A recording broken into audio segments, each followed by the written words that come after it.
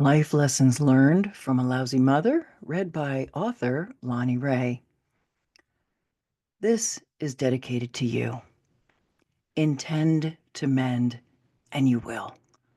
You can remake yourself, rewrite the next chapter. You are not doomed. Have hope, do the inner work, and watch yourself bloom. Introduction.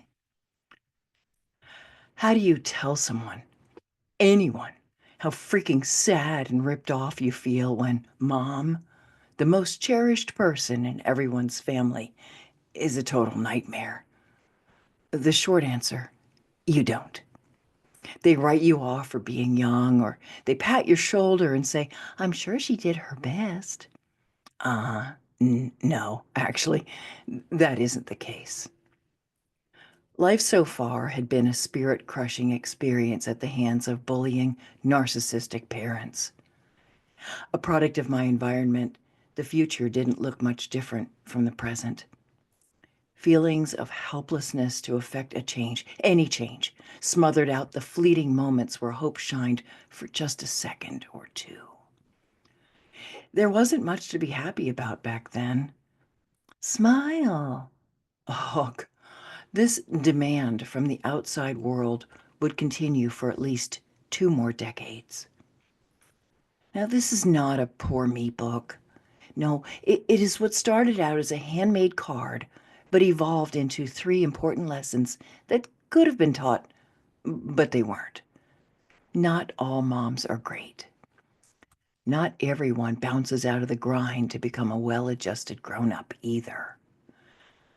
My hope and prayer is that this little book helps you to feel okay, to express the angst and the aggro toward the person that movies and make-believe idolize. Mom. Not everyone welcomes a book like this, I know, but that doesn't diminish the need to address the deficit left dangling in our hearts forever. Until we do, we live in knee-jerk response to life, as if default mode were the only option. It is not. Here are 3 important points to help get past the past, to unhook yourself from that heavy load dumped a long, long time ago on your teeny tiny shoulders. I don't believe you can do it. I know you can do it. Life takes us places, and love brings us home. Lonnee Ray, May 6th, 2020. Rough start. How do you take lemons and make lemonade when there's no sugar in the house? Being raised with negative role modeling stinks. Looking around at all the examples miserable parents give, all you know is what you don't want. Even worse, all you hear is how bad you are. The forecast for life ahead, looming black clouds of insecurity, intermittent sun, but mostly spirit-crushing storms blowing through every single day. Not a lot of rainbows in this scenario. By age 14, I had already become my mother. Sarcastic, argumentative, defensive, and angry. I was raised with sarcasm. Children don't understand sarcasm, by the way. It's confusing, makes it hard to know what to believe. It was much easier to doubt it all and avoid looking gullible again. Always seeking in-depth answers to explain life's mysteries, I appeared to be argumentative. Ironically, I was a very cooperative person. The defensiveness was, in part, to protect myself from another round of accusations and blame I did not deserve. Shouldering guilt and blame for things I didn't understand. That is what a narcissist does to you whilst avoiding responsibility entirely. I'd become the whipping post for my parents and the scapegoat for my 3 younger brothers. If it wasn't for you goddamn kids, ... my mom would say. I wanted to snarl back with, what? If it wasn't for us goddamn kids, your life would be so much better? Is that it, Mom? We hear you. I may be young, but I get it. It's your life, and we are in the way. Got that. Loud and clear. Thanks. Years later, always looking for bright spots in the clouds, and in light of an upcoming Mother's Day, I wanted to make a card that acknowledged the good that she'd shown me about life. This is what happened instead. I never intended to make a blank card, but I just couldn't come up with anything good to say. Handmade cards were my thing as a tyke. Rhyming came easy. The feedback was always encouraging. This time, though, I stared blankly at the interior. Nothing to say, said it all. It started out with a nice cover, sort of how she appeared to be a nice lady until strangers were out of earshot. The cover said, "On this Mother's Day, Mom, I wanted you to know all the good things you taught me about life." But damn, I was just stumped on writing gratitudes for someone who took it as her job to grind me into the ground. It sucked. I sucked. Well, that was how I felt. I was mad that I got mad at myself. This just ground me down even further. Hell, I didn't need Mom around to feel like shit, did I? It was an incredibly enraging and fulfilling experience to finally allow myself those emotions. I encourage you to make your own card for your mom. Fill it with all the good or bad things you need to say to her. It isn't necessary to send it. Just write it. This is about awareness. Awareness plus acceptance plus action equals change. Accept the past for what it was and what it wasn't. Here's how to take action. Feel the rage. Turn the page. The formative years, acceptance and rejection. Ideally, it would have been acceptance, but in actuality, it was rejection. The scenario, teased at school, bullied at home. My stepfather gave me a perm. I was only 7 years old, but already I knew I didn't want a perm. I had no choice. At school, they laughed at me, teasing that I looked just like George Washington. Crushed, I came home hoping to find sympathy and understanding. What I got instead was, "You big baby." My eyes welled with tears. I felt like a deer in headlights. "Oh, you gonna cry? Let's see you cry. Yeah, let's see some really big alligator tears now." I stood there bawling. My parents were double teaming me. "Go away. We don't like you very much right now." I must have looked mad or something. Wouldn't you? "Get that look off your face and go to your room now. And for Christ's sakes, stop crying before we give you something to cry about, you big baby." Feel the rage, then turn the page. Turning the pages took about 40 years. I wish I'd known then what I know now. Wow, that was some blow to a tiny psyche, huh? No support, just invalidation, bullying, and rejection. They pretty much slayed their little girl, then demanded she not look upset about it. Have you ever had your feelings squashed, then thrown at you like a weapon? After years of this tactic, I lost the ability to know what I felt at all. You too may have suffered the put downs and remarks that made you feel insignificant, unwanted, or just plain dumb. Swallowing negative emotions is like taking poison. We literally turn on ourselves mentally, emotionally, and physically. This manifests as self-hatred, suicidal tendencies, and self-inflicted wounds. I'm throwing my hand up on having done all three of these. I have lived to tell about it, literally. It might seem snarky to have made a Mother's Day card all about the great lessons my lousy mom passed along, only to find it blank inside. So what? That was how I felt at the time. Daring myself to be that real, that honest, was a step in the right direction. If quote unquote great life lessons came, it was because of my intention to change only every single thing life was known to be. It was not thanks to a lousy mother. How you feel is real and valid too. Feelings can be like a kid tugging at your shirt tail, pestering you big time. Shoving them aside, they only fester underneath the surface. Pressure builds. Pester, fester. Boom. There's never a good time for boom. Pay attention to it now, or you'll be forced to deal with it later when you kick the cat, yell at your boss, or snap with road rage. Talk therapy can help.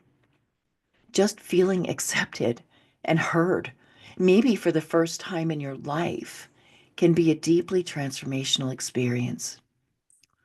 Once those feelings and stories are on the table, progress can be made to repair and restore from the inside out. Thanks to a therapist who listened to my stories and validated those feelings, it was finally possible to see the scars and cuts inflicted by the one person who is supposed to love you most, Mom. He noted my tendency to protect and justify her actions. That's what you do, of course. Call it ignorance, bad memory, or sheer reluctance. The pain was buried pretty deeply. Pester, fester, boom! Depression is repressed emotion. At least it was in my case. And no wonder. Survival skills included learning how to silently sob my heart out. Have you ever seen someone hysterically crying, yet they don't make a sound? Until my mid-30s, and a friend heard me sobbing like that, I didn't even realize I still cried without a sound. I mean shoulder shaking, blubbering, sobs, and yet not a sound. It's amazing how we adapt and create new normals for ourselves, isn't it? Anyway, he said, imagine you're sitting here and an elephant walks into the room. He passes by, stepping on your foot. Now, he didn't mean it. He's just an elephant passing by. Now, think about your foot. It would hurt, huh? That pain is real, and you need to see it that way. Then let yourself feel how you feel. If it hurts, cry. If it makes you mad, be angry. You have a right to feel those ways. You always did. Only now, it's safe. Turn the page. We cannot undo the past, but we can rewrite the next chapter. Bullies and narcissists are more than happy to lay the blame on you in twisted ways that destroy your self-esteem. Get help. Don't allow this to destroy you because it will slowly erode any sense of value you might have. It takes a huge toll on your mind, body, and spirit, honey. You deserve better. You can do this for free. Make your own card and write how you really feel. Writing makes it real, gets it out of your head and on paper where you can deal with it. I consider this a must-read, a book called Growing Up Again, Reparenting Ourselves, Parenting Our Children by Jean Ilsley Clark. This book is an incredible resource. The author gives you word charts to illustrate the differences between healthy dialogue that encourages your growth versus the derogatory, passive aggressive, and twisted messages you may have gotten so far.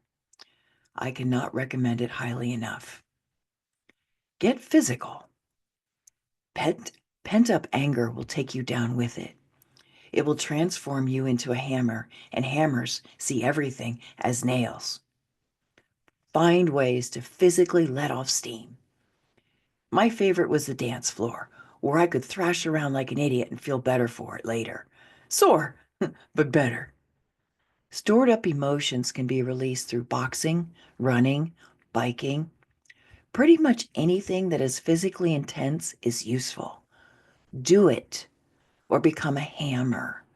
The choice is yours now. The teen years, a forecast of failure. Ideal. You know the who that is you is loved, no matter what you do. The actual. Be perfect, try harder. The scenario, 13th birthday. As children, we idealize being a grown-up. In the US, turning 13 years old is a really big deal. This is supposed to be a day that celebrates a milestone on the path to becoming an adult. Well, I already felt like a grown-up in many ways. There were things said and done that probably shouldn't have been shared with a child. I was just 7 years old when my twin brothers were born. In a private moment, and outside the excitement of celebrating the babies, my mother told me the twins had different fathers. She cried, telling me she was about to ask for a divorce when she found out she was pregnant. A month later, another heartbeat was discovered. When she elaborated about her affair with Ray, my stepfather's best friend, I was doubly confused. I felt for her. No kid wants to see their mommy cry. From that moment on, everything I could do to take care of her and the babies was almost enough. Love came in the form of praise for being mommy's little helper. My life was dedicated to those twins and taking care of mom. But with her ever-changing moods and illnesses, life became a guessing game of reading adults. I was both vying for attention and trying to earn affection. Fortunately, I learned about a new way to get attention. It was very useful for someone with zero self-worth and became a tool that stuck with me most of my adult life. You see, while she was in the hospital, my stepfather introduced me to sex. I figured every family did that, right? I had become a people pleaser early in life. But now I was a promiscuous 8-year-old whose father paraded around the house wearing an open bathrobe and a mother who seemed not to notice. Squelching my own needs as a kid became a necessary survival tool. I felt so in the way that I tried not to need anything ever. I remember a game we used to play. If you had a wishing ring, what one wish would you wish? My brother always said his one wish was for a wishing ring without limits on wishes. That's not fair, I'd say. My wish was to be invisible. That seemed like a fair enough wish. Fast forward to the highly anticipated 13th birthday party. It's my day, finally. I couldn't wait to celebrate and feel celebrated. I wondered for weeks before what present my mom had chosen to show me how much this day meant to her, too. Yeah. And boy, she really surprised me. Yeah. Her gift came wrapped with a big fat bow of wisdom for the birthday girl. So, 13, huh? Now you're going to become a selfish, self-centered little bitch who thinks she knows everything. I was once 13 too, you know. Happy birthday. Apparently, all my hard work being mommy's little helper was for nothing. I was nothing but a predictable problem in her eyes. And this time, there was nothing I could do about it. Ever. Feel the rage, then turn the page.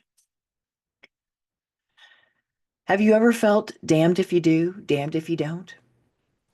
Desperate attempts to fix it only made things worse. It's almost as if you're feeding right into the hand that wants to smack you just for trying. Her setup was complete, and no matter what I did, she treated me as if I were always a selfish, self-centered bitch. It's funny what beliefs can do to make a person blind to reality. Actually, it isn't funny. It's truly sad for both parties. Friends from back then remember me as the quote unquote built in babysitter. My closest friend recalled, "You didn't have a life. Those boys were like your own kids. You couldn't do anything with us, like, ever." 30 years later, those words remain as a reminder of things I tried to forget. Down the street, an older neighbor friend became my mentor. He was able to afford dance classes I'd always wanted to take. It cost our family nothing, and it seemed like such a blessing. But this only reinforced her theory that I was a selfish, self-centered little bitch. Sometimes you can't win for losing. No matter how hard I tried to fall in line, the rules were constantly changing. It was like jumping through hoops that had been set higher, were magically invisible, and oh yes, they'd been set on fire. Yeah, good luck with that, right? Apparently, I walked with slumped shoulders, my eyes fixated on the ground. My mentor asked many times, "You seem like you're guilty about something all the time. What have you done that's so bad?" Only everything. Be perfect, try harder. As if. Now, you would think that a mother would want to support her child's growth and self-expression, right? You would hope she doesn't see her kid as the enemy, her scapegoat, or the bane of her existence. Those are ideals. In many homes, this is not what's real. This never-ending system of guessing games and unspoken expectations will drive a person nearly insane with frustration. Oh, and the guilt for failing to make the grade again? Huge. Their message is pretty clear. You are totally screwed. No matter what you do, it'll never be enough. Be who I want you to be. And remember, it will never be enough for me to love you for very long. I will always find more stuff wrong with you, real or imagined. Renditions of "If it weren't for you goddamn kids" still ring in my ears. No wonder being invisible was my biggest wish. What was yours? Not all mothers are great. And no, they don't support their daughter's development. Instead, they are jealous, hateful, mean-spirited influences who get their jollies being jerks. Hey, it is what it is, and it is what it ain't. Turn the page. People do what they do, no matter who you are to them. If there were rose-colored glasses, mine could be heard smashing into bits as they hit the ground. The world is not filled with stellar souls trying to help each other live a happy life after all. I cried the day this truth set in. No, honey, not everyone is born to be light, bright, and good. It is all too easy to assume everyone is like you, trying to be a good person. When would now be a good time to scrap that illusion? And while it may be true that we get our biggest lessons from difficult people, you are not obligated to stick around for more sucker punches. This includes your family members. You don't have to keep them within arm's reach anymore. Some people aren't satisfied just being miserable.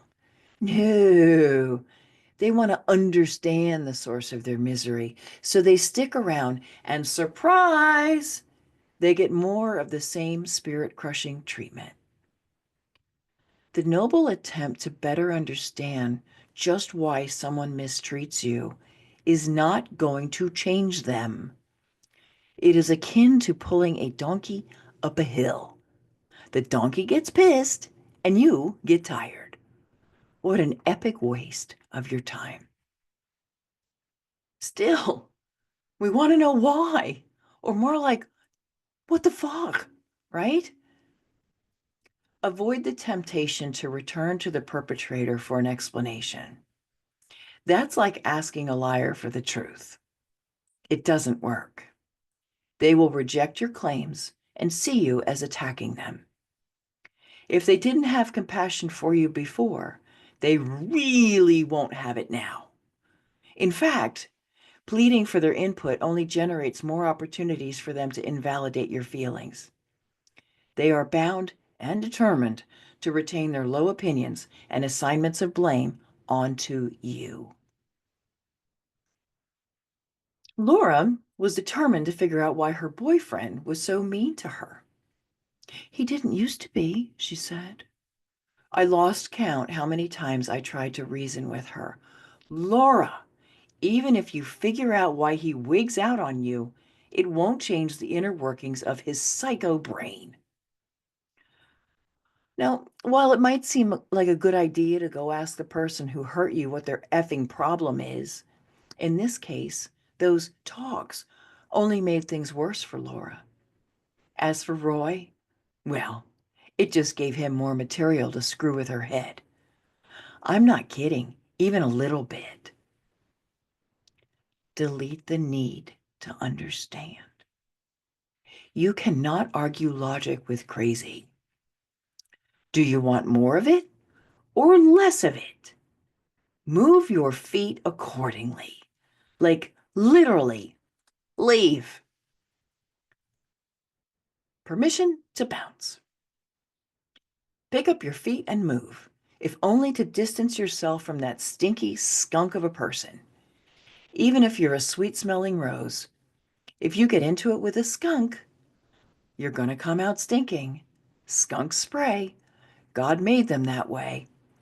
Your job is to see the telltale signs ASAP. More on this topic can be found in How to Deal with a Dumbass, What to Do and Say When They Come Your Way. Years ago, I did a make-believe divorce from my family. I wrote it out as in, I hereby divorce myself from my family. I no longer count on their support for my happiness. And then I burned it. It was a ceremonial process, not a quick fix. What followed that event were years of work undoing the damage done.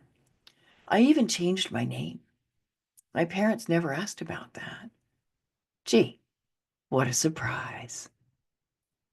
Delete the need to understand. What is what shows up. What you make of it is up to you. Becoming aware of what you believe to be true about life is the first big step in rewriting the next chapter. It's a simple process. Number one, through awareness. Number two, acceptance of the past as it is. And three, action, like bounce, comes change. Through awareness, acceptance, and action comes change. Lather, rinse, repeat. You can do this for free right now. At the top of a piece of paper, write the words, I believe.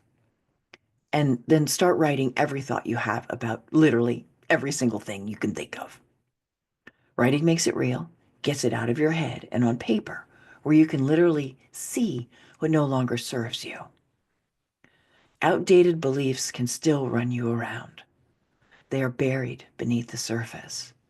It's time to dislodge them and their hold on you. Once you are aware of them, the game changes.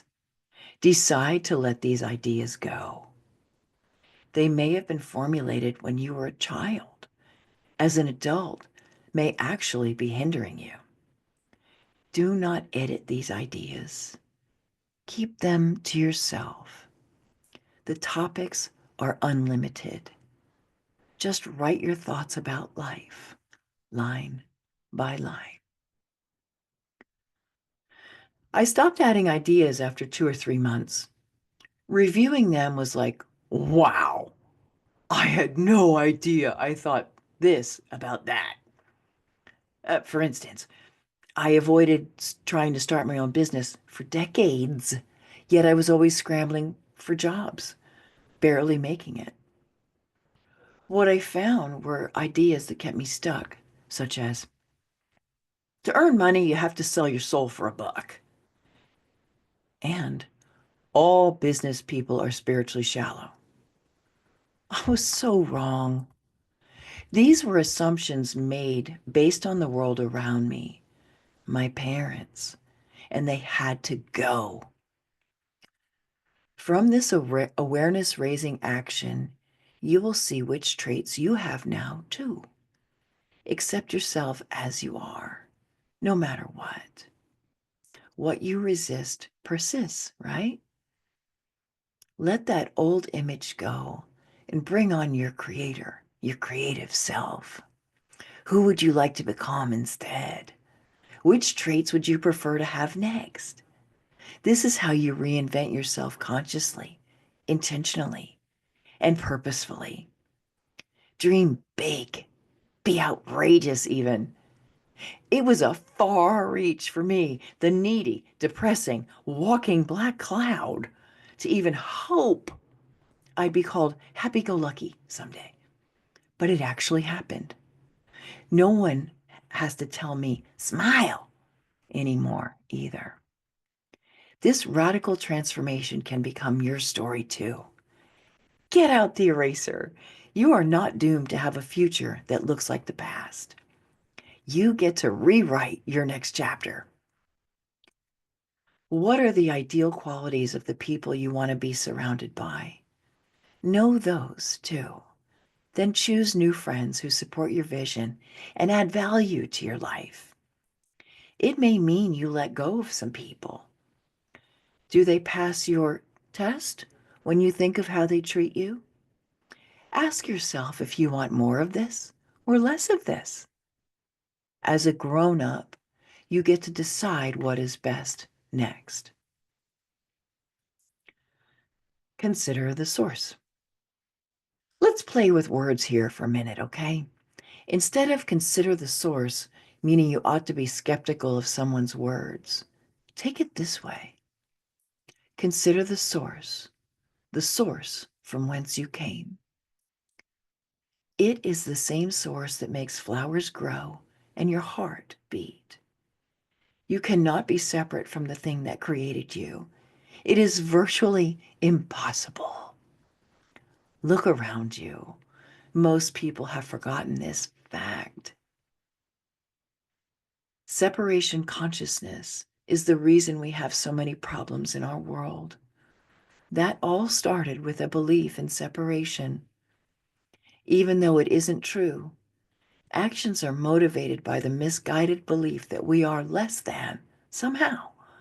Honey, don't you believe that crap for another minute, okay? I'm serious. As you embark on your next chapter, remember who you are and where you came from. The same source that makes flowers grow and your heart beat. That same source is not only in YOU, it is you. Keep these in mind. Number 1, beliefs motivate actions by helping you see or refuse to see what is. 2, choose beliefs that help you receive life as it happens with fewer judgments and resistance. What you resist persists. Oh, okay. I see how it is with you. Is a better response than, why me? And number 3, It might take longer than you think or want to see real change. Today, tomorrow, and maybe even a month from now, you might still have the same old shit, like a harvest of old seeds growing. That stuff is only a result of your former mindset. This isn't pie in the sky, rah rah bullcrap, baby. Just be patient with the process of untying the knots. Meanwhile, let the festivities begin. It is time for you to celebrate. You now have the tools and know how to alter your future, to rewrite the next chapter. That's awesome, dude. I mean it. Celebrate that your future isn't doomed after all. In fact, it can be delightful. Celebrate that you are more powerful than any memory or person from the past. Consider the source and get down with your bad self. Adulthood, forgiveness and grudges. Ideal, forgiveness. The actual, grudges. The scenario, a friendly dinner followed by a steaming portion of old crap for dessert. Since the twins were born, walking on eggshells was standard protocol, one that required agility and fine-tuned sensory perception to anticipate incoming shellfire. In spite of quote-unquote training spanning decades, full-on attacks were still a startling experience. Stunned, precious moments of preparation were lost trying to figure out what the hell was going on. It was always scary, like fighting an invisible army, and every soldier had a chip on their shoulder. But the day my mother called to say, "I forgive you," stands on record as the most shocking yet. It had been 5 years since we spoke. Where was this coming from? I stammered and replied with a lie. I felt obligated. "I forgive you too, Mom." I didn't know what else to say. What I wanted to say is, "You what? You forgive me? Oh, isn't that rich? Wow. For what? Boy, that takes a lot of nerve holding me responsible for something I don't even know I did. Calling me to grant a pardon." It was par for the course with her. Fast forward 35 years later to a friendly dinner at Mom's. As usual, eggshells were being served. Like a scorpion, she launched without warning. Niceties turned into a full-blown attack. I couldn't finish a sentence without getting beaten down. She came out with historical weaponry, guns a-blazing. It was pretty bad. But here's the real kicker. All of it was vehement anger against a 9-year-old. She still held grudges against her child. As I write this, I suddenly realize the potential of that forgiveness phone call 35 years ago. It could have been one where grudges were forgotten, forgiven, at least. It just took 35 years to realize she didn't mean a word of it then, and the truth was really coming out now. Feel the rage, then turn the page. Imagine your life right now and the people you feel obligated to forgive, but haven't been able to yet. Now imagine that you hold no one hostage in your head. No one is on your revenge list, so to speak. You have no axes to grind. From your point of view, everything that's happened is truly over. It's called the past for a reason. You live in the present, moment by moment, and never felt better. There is a lightness of being around you. Others feel your peace with all that is and all that has taken place. Like a tuning fork, your personal vibe speaks volumes without a single word. Just as joy is contagious, so is peace. Can you imagine feeling this way? Can you imagine the impact you would have on those around you? The description above is a quick portrait of my friend Rob.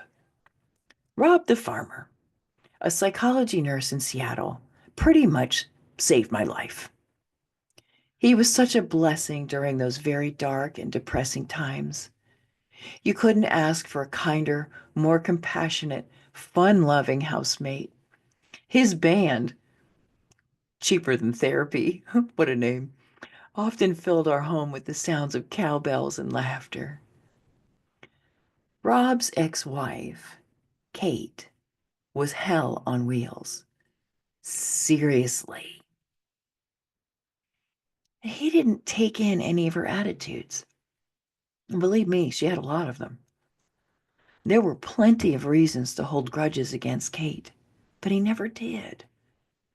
Rob epitomized a freed spirit. Whatever happened, happened. He never saw it as wrong. If it didn't suit, he would change it. That's all. Don't cry over spilled milk. Bring a cat. Deciding to accept the past versus condemning it as wrong is rocket fuel for personal innovations, just quietly. None of us really knows if God sent that nasty person to teach you a lesson, if it's karma or random. Tell yourself stories that make you feel better about what has happened. That isn't to say it was right or okay. No, no, not at all. We all know it isn't okay to molest a child or crush them emotionally, whether purposely or not. Rob had a way of handling Kate that was admirable. He had to in order to survive.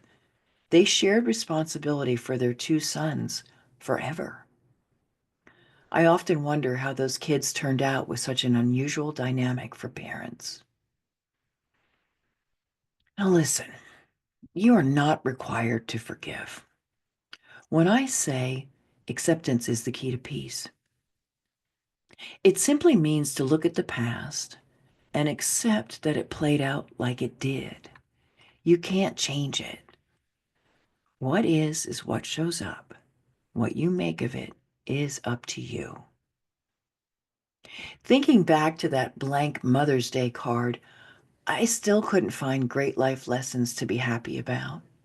So I decided that the people in my life, especially the difficult ones, were quote unquote good, bad, or indifferent spiritual growth partners. Diamonds are the product of pressure too.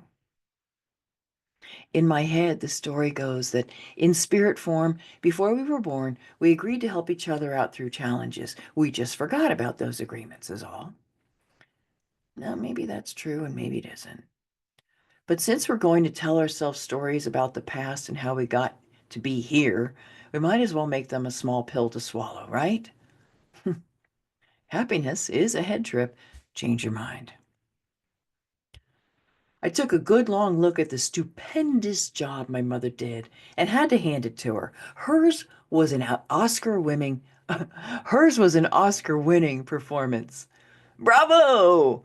You would have heard me literally yelling bravo in my living room. Rounds of applause. Great job, Mom. And then I started to laugh and never looked back. This outlook was the best story yet. And it made me really, really happy. I'd like to add something here that might help. We've all heard the expression, hurt people hurt people. Well, it's also true that rescued people rescue people. With each book I publish, I try to rescue readers from heavy artillery and heartache, to shortcut and circumvent potholes along the way of reinventing oneself. Not everybody has been through tough times like you and I. They just aren't capable of understanding the impact and repercussions, so they stammer out terse or inane responses. Remember, they just don't know any better. Try not to let their ignorance become your problem. Not everyone will get you, including family members, least of all the offending family members. They are invested in their version of you and or their inappropriate ways. For instance, my stepfather grabbed my ass at Thanksgiving. I was about 50 years old. He was 80. We were taking a family picture when he leaned over to whisper in my ear, "See, I'm still a dirty old man." The people pleaser in me didn't want to upset Thanksgiving Day. And besides, his fourth crazy wife was taking the photo. Nothing good could have come out of me shrieking in horror. I stuffed it. Years later, not saying something about all the crap he subjected me to was still eating away at me. Pester, fester. It was time to have my say and really feel heard, not hurt. I finally wrote and mailed a one-page letter to him. A month later, the certified letter was returned, unclaimed. I looked at it for about a month, then tore it up and threw it in the trash. I had my say, and my little self was happy, finally.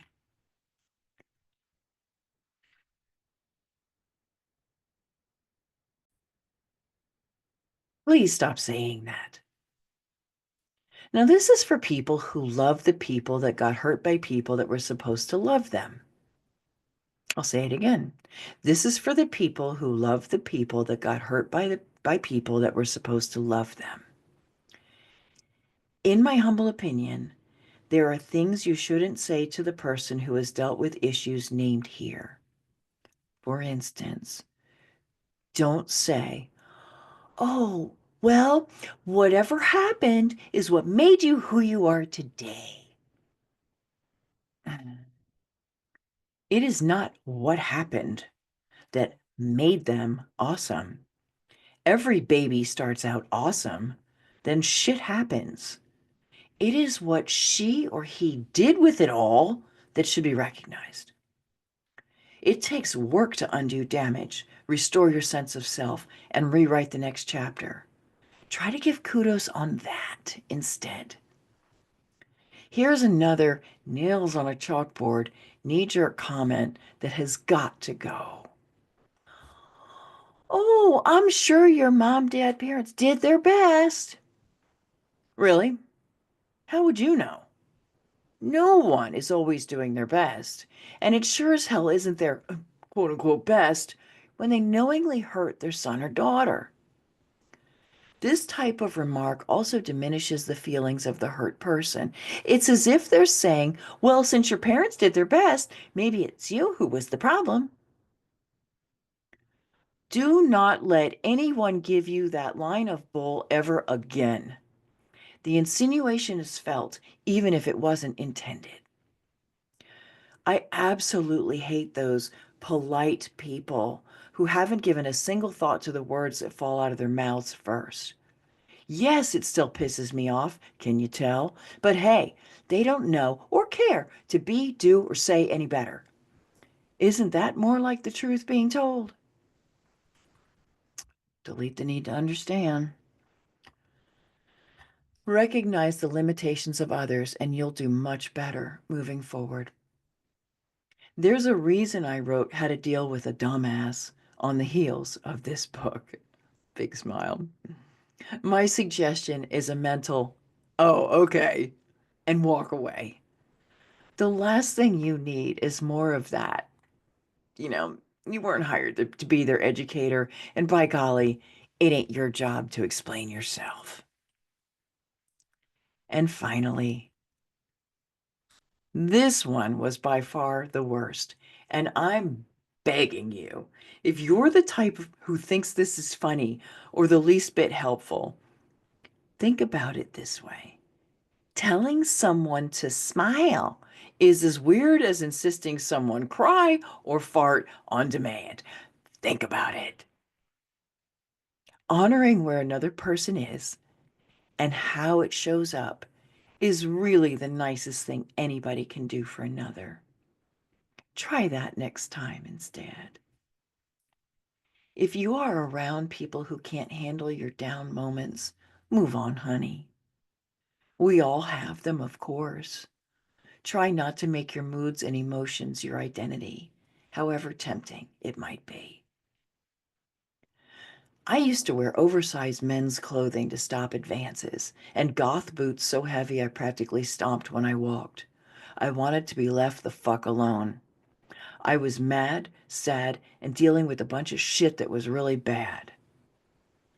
Finally accepting all the pain from the past, I wore my pain on the outside. Hey, it needed to come out, but it became my identity. Angry person. You should be a lawyer was not a compliment. It was an observation of how they felt talking to me. Defeated. Yeah, I became my mother. Oh, God. More untying to do. It's a process of loosening knots that bind you to the past. You can do it. The key is dealing with it, baby. You have to go through it to get over it. The trick is not to get stuck in it. My final thoughts. Life takes us places. Self-love brings us home. It wasn't easy to come to terms with this book. None of us really wants to deal with difficult emotions, but we need to. Now, more than ever, frankly, our world is speeding up. Letting go of these things by first having them is how you keep up, by lightening up. You ought to be heard for how you feel. It's important that you share it with someone someday. There are people like me who won't be judgmental of you. I promise. Do your work on yourself, by yourself too. That is genuinely the point of making your own card, to have your say, finally. Even if you never mail it, have your say, your way. If only so I don't appear a total bitch or villain, I wanted to share these thoughts with you in closing. She wasn't always a lousy mother. That's what made it so difficult to handle. When you know someone is capable, but they choose otherwise, it is really hard to accept their behavior. There are childhood memories of our park drives and feeding deer through the fence, of hoping the merry-go-round was working that day and praying the ice cream parlor was on our way home. Simpler times, for sure.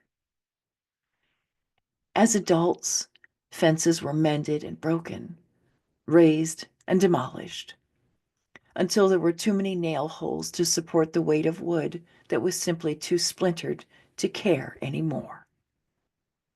And that's okay too. Acceptance is the key to peace. I wish you peace. The end.